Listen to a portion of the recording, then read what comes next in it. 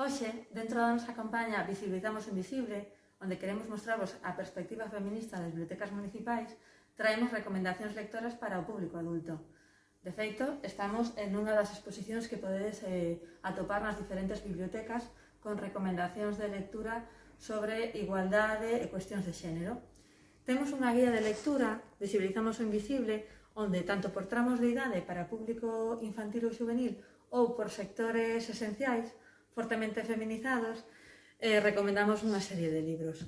O primeiro é o cómic Las dos vidas de Penélope, un cómic sobre o sector sociosanitario onde a muller protagonista é unha cirurxiá. Dentro do sector dos coidados traemos dúas lecturas: Mamá desobediente, de Esther Vivas, e La revolución de los cuidados, de María Llopins.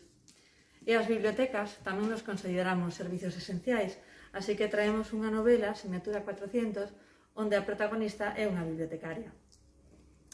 Pero queremos ademais mostrarvos algunhas novidades que falan tanto de agresións sexuais contra as mulleres, Tengo un nombre, ou Elijo Helena, ou recomendacións das nosas letras de literatura galega, María Reimóndez, que a súa última novela, Cobiza, e unha escolma de contos libres e vivas, 10 contos de 10 escritoras galegas actuais, unha novidade moi acaída para celebrar este 8M todas xuntas.